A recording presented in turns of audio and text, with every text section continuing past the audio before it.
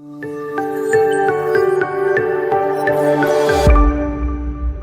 everyone, and welcome to Morning Atamai.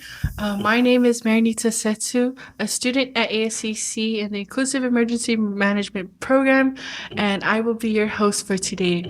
On this episode, we would like to welcome Mr. Mathew Tuia. We would like to turn the time over to Matthew to give us an insight on his role at the Department of Agriculture and to give us a quick glimpse into his life as within the Department of Agriculture. Thank you, thank you. Talofa tayo Monwia, American Samoa. Thanks for having me here. My name is Mathew Tuia from Pampanga. I work for the Department of Agriculture with the Plants and Animal Quarantine Services, the PAQ. Our main goal is plant and animal quarantine is to prevent the introduction, establishment, as well as animal and zoonotic disease, as well as pest of plants, including the brother.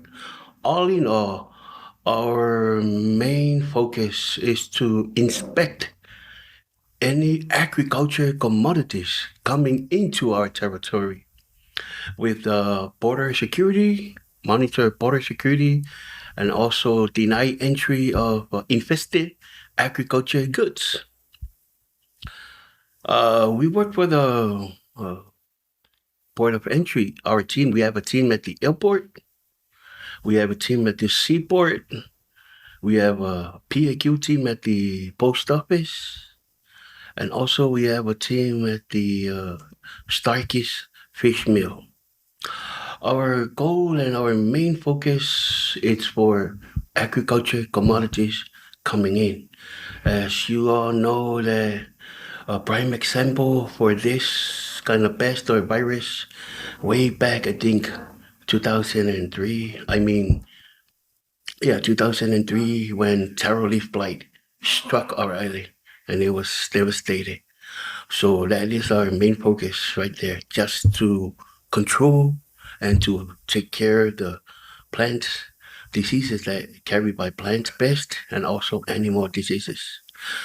We have the main office. Main office is to procure, import, and export documentation. This is the main important part of our job. Every agriculture commodities coming into American Samoa, it has to be documented. Permit, import permit.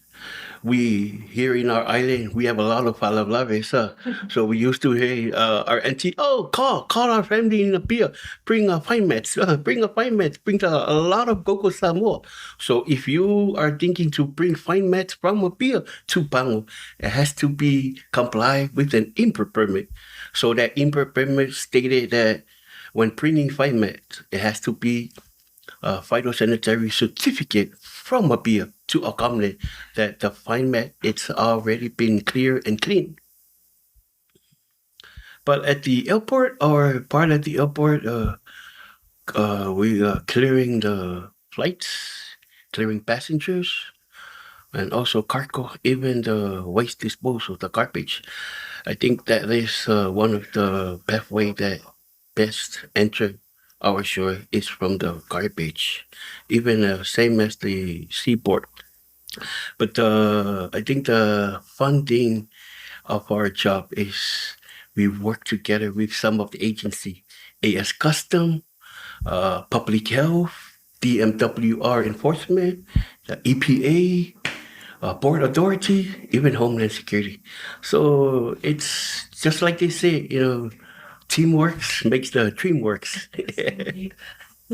Well, thank you, Mr. Tuya, for that great expansion on your duties and kind of the hard work that you people at Department of Agriculture do for our community. So I hear a lot of fun things, but I'm just gonna change the tone here and be like, what are some of the challenges and difficulties that you guys do come across, during your inspections and people who do ask questions and want to know more what they need to do, kind of the general other side of the things, not the fun side. Okay. The not fun side. Yeah.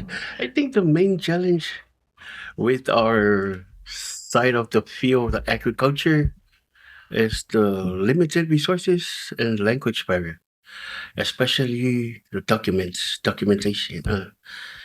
This is like every day at the airport, even flight night. Last night that you went there, we see some of the plants, and the lady, oh, wang ko work permit. But this is the most important documentation. It has to be complied with the permit and also a phytosanitary certificate from Hawaii. So I think that's the main challenging part of our work, especially our people here is, excuse the language, oh, paiso, like complaining. Yeah, but that is the most important part of our job. From past experience, because I know you've worked at the Department of Agriculture for a couple of years, huh? Quite a bit of service, and we thank you for your service at the Department of Agriculture. So, from your experience, how do threats like invasive species or infectious diseases influence your approach to bettering the border security and protecting our community, like for those with vulnerable communities, and just our elderly, our children, just our territory in general? Oh, yeah, just a brief statement. You know, like going back after high school, my family and also my church family, there's a lot of those educated teachers. So I came to enroll in the ASCC with the mindsetting I'm going to be a teacher, taking AA. But during those times, the old auditorium down there, it was after I received my schedule from the admission office. There was like 10 long lines. But I see that Palangi lady, just her and maybe two students. So I was thinking, oh, I think that's my line. So I skipped the whole line. So I stand on that line. That's why I ended up in agriculture. Her name was Carol Whitaker. You know, she was really nice. She filled all my schedule. He even take my schedule to sign the English and math teachers. So, well, my first semester, I take four class. It was English, math, animal science, and animal science lab. So 2 weeks since the semester began, and I just realized, oh my God, I'm now in an agriculture major. I'm not an AA. So that's why the agriculture DNA it's in my body. So it was a really fun, joyous ride from during those time was I was in school. So graduated in 1999, the last graduating class of the last century, and I think this is history. This is the only graduation, ASCC graduation, to held on Sunday. It was December 19th. Yeah, that was the only ASCC graduation to held on Sunday. So I thank Mr. Ofai and all the team were working at the land grant, especially the ASCC. They gave me, good education, and also they reach out for me after I graduate. I got to work for the Department of Agriculture through the land grant program. While we're on that topic, sorry, what advice do you have for, our students that are currently now enrolled with our ASCCAC and our programs? What would you like them to know? Do they have opportunities with you guys prospectively if they were wanting to pursue that field? Yeah, just a simple advice. Stay curious, take science and agriculture seriously, and look for internship or volunteer work in quarantine or biosecurity. Now that we're on the topic of quarantine that you mentioned, we're gonna backtrack again to COVID-19. Kind of the journey and the processes that you guys had to kind of deal with. Because it was a pandemic. It was probably everyone's first time dealing with the pandemic. I'm not sure with your past experience in that field. So what was the main role that the Department of Education of Agriculture had within the COVID-19? Well, that was the most what you call it, uh, very unforgettable experience as I work in the field of agriculture. During COVID-19, There was no PAQ, no public health, no immigration, no port authority. It was just only one team. We worked together with the health uh, doctors and nurses for the prevention, but it was, it was kind of hard, especially we had to clear the passenger wearing a PPE. It's hot. And also we had to make sure the accessible roads for our elderly that are traveling during those time for the repat flight.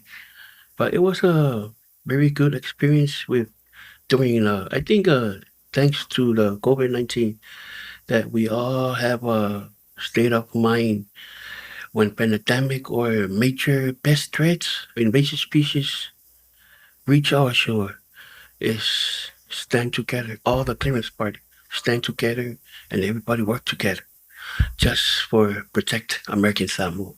In your experience, how important do you think it is to educate the public on, you know, what signs to look out for in terms of invasive pests, diseases within our crops, within our communities, and just to kind of understand, how to access support from you guys if they do come across these signs? Yeah, I think the major key is to understand more about plant and animal quarantine services.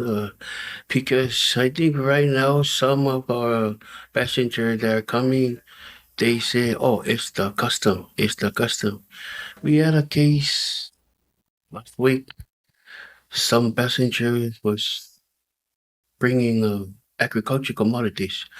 Talk about agricultural commodities, anything that from agriculture. It was cricket bats and cricket balls. So our team at the airport, simple. Uh, did you do a permit? Like a transit permit? But the passenger, this is one of the major challenges. So this and this and this. But the worst part is that passenger took photos of our team plus the customs and the public health.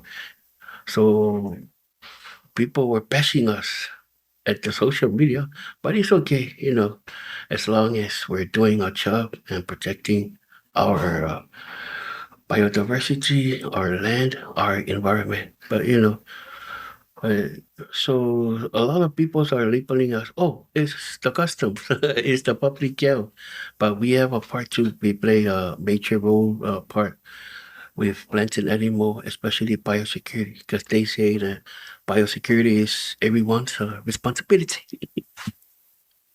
So, thank you so much for Mm.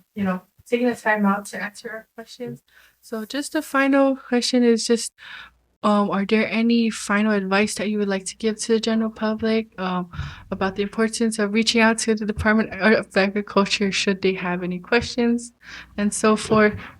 Yes, American Samoa, just like I stated, and I, take my hat off to this program, Atamai, our beautiful host, and all the officials that take my hat off to the directors and all. But we have the chance to, in Samoa, longo longo po ya to talk about the importance of comply with agriculture. Like biosecurity team in Apia, they're starting on July 1st. They're restricting. If you don't bring a meat certificate when you are planning to send a turkey tail or a freezer from the U.S. to Apia, when you don't have meet their requirements, a meat certificate from an American Samoa and the import permit from Apia, my advice, don't send it. They will burn it to their big ovens. So, it's good to comply. Every agriculture commodities from Samoa, yeah, let to know, you have to come to our office. Our main line is 699-9272. Even you can catch us at the American Samoa Department of Agriculture on Facebook and also our website, www.doa. So you can, find a lot of answer, especially when you're bringing agriculture commodities from Samoa or any other Pacific island. Once again, thank you everyone for tuning in to the Morning Atamai episode featuring the amazing Mr. Mathew Tuia. So for more information on our programs here at the Pacific Center Human Security, you can find us on Facebook at Pacific Center Human Security, as well as our website at pchs.amsamoa.edu. And once again, if you do have any questions for Mr. Tuia, you can reach out his main line, 699-9272, or their Facebook page at the American Samoa Department of Agriculture, as well as their website of doa.as.gov. So once again, we do thank you, Mr. Mathew, for your time. We thank you for taking time to give us the briefing on what you guys do, all the hard work you guys do spend at the Department of Agriculture. Okay.